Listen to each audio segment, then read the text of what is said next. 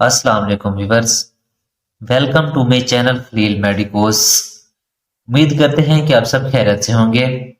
Viewers, आज की हमारी वीडियो है अगमिंटन सिरप के बारे में। पाकिस्तान में ज़्यादातर ये सिरप एंटीबायोटिक के तौर पर बहुत ज़्यादा इस्तेमाल किया जाता है।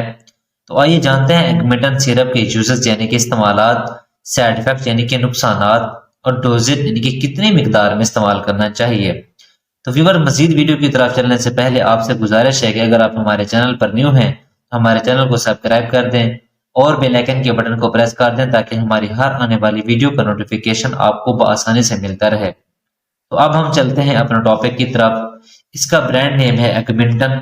GSK की कंपनी इसको तैयार कर रही है। अगर कीमत की बात की जाए तो 220 रुपीज में पाकिस्तान मार्केट में अवेलेबल है। अब इसमें जो दवा शामिल है उसका नाम है कोमोक्सिक्लेव। अब अब हम बात कर लेते हैं यानी कि इसके यूजेज यानी कि इस्तेमालात क्या हैं। तो ये सबसे ज्यादातर नमूनिया वाले बच्चों में एंटीबायोटिक के तौर पर इस्तेमाल होता है, वो चाहे नमूनिया सिंगल या डबल, क्योंकि दोनों ही फेफड़ों को मुतासर कर सकता है, जिसकी वजह से बच्चों को खांसी, बलगम या रेशा वगैरह होता है या फिर बुखार हो जाता है। तो इस तरह की कंडीशन को ट्रीट करने के लिए भी अगमिंटन सिरप का इस्तेमाल करवाया जाता है। इसके अलावा ये चेस्ट इन्फेक्शन यानी कि फेफड़ों में छोटी छोटी नालियां होती हैं जिनको ब्रोंकाई भी कहते हैं, तो उसमें सोजश या इन्फेक्शन हो जाता है, तो जिससे बच्चों को सांस लेने में दुश्वारी होती है या फिर खांसी और बुखार की अलामात नजर आती हैं, तो इसमें भी इस सिरप का इस्तेमाल करवाया जाता है। इसके अलावा ये टॉन्सिल्स में भी इस्तेमाल किया जाता है, यानी कि अगर गला खराब हो जाए तो उसको ट्रीट करने के लिए भी इस सिरप का इस्तेमाल करवाया जाता है। इसके अलावा ये बच्चों में अगर कान का इन्फेक्शन हो जाए यानी कि अगर कान में पीप या पस वगैरह पड़ जाए तो उसमें भी इस सिरप का इस्तेमाल करवाया जाता है। इसके अलावा अगर नाक का कोई इन्फेक्शन हो जाए तो उसमें भी अगमिंटन सिरप का इस्तेमाल बहुत ज्यादा ही करवाया जाता है। इसके अलावा अगर बच्चों में फोड़े फिंसा यानी कि निकल आती है या फिर दाने निकल आते हैं, पीप और पस भरे, तो उसमें भी इस सिरप का इस्तेमाल करवाया जाता है। इसके अलावा अगर बच्चों को कहीं चोट लग जाती है तो स्किन इन्फेक्शन का खतरा हो तो उसमें भी इस सिरप का इस्तेमाल करवाया जाता है। इसके अलावा अगर बच्चों में कहीं सर्जरी हुई है या तो उसके काट या फिर जख्म हो गया है तो उसको काट और जख्म को इन्फेक्शन से बचाने के लिए भी इस सिरप का इस्तेमाल करवाया जाता है।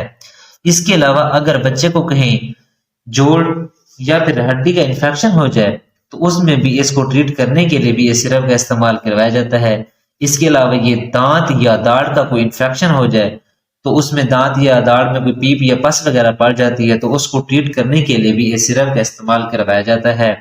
इसके अलावा अगर बच्चे में पेशाब के रास्ते का कोई इन्फेक्शन हो जाए, वो चाहे मसाने में हो या फिर यूरेटर या फिर यूरिनरी ब्लैडर में हो, तो उसको ट्रीट करने के लिए भी इस सिरप का इस्तेमाल करवाया जाता है।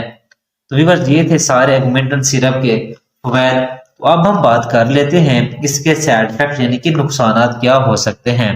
तो इसमें सबसे पहले ये है कि आपका स्टोमक अपसेट हो सकता है, क्या मतली उल्टी की कैफियत भी फील हो सकती है, भूख में कमी हो सकती है या फिर गनुदगी भी हो सकती है, मुंह का खुश्क होना भी हो सकता है। इसके अलावा एलर्जिक रिएक्शन यानी कि एलर्जी वगैरह भी हो सकती है। तो ये थे इसके साइड इफेक्ट्स। तो अब हम बात कर लेते हैं इसके तरीक़ाकार की यानी कि इसके डोजेज की। तो ये सब कैसे इस्तेमाल करना चाहिए। तो सबसे पहले ऐसे बच्चे जो जिगर और गुर्दों के मरीज हों उसमें इस सिरप का इस्तेमाल कराना ममनू है।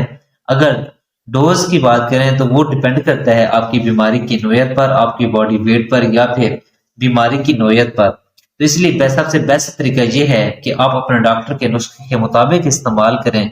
जिस तरह वो आपको प्रेस्क्राइब कर रहे हैं तो आप उनकी प्रेस्क्रिप्शन के मुताबिक इस्तेमाल करें। तो ये थी सारी डिटेल अगमेंटन सिरप की। उम्मीद है कि आप लोगों को हमारी वीडियो बहुत अच्छी लगी होगी। अच्छी लगी है तो लाइक करें, कमेंट्स करें और दोस्तों के साथ शेयर करना ना भूलें। हमारी वीडियो देखने के लिए आपका बहुत शुक्रिया। अब हम मिलते हैं अपने नेक्स्ट वीडियो में।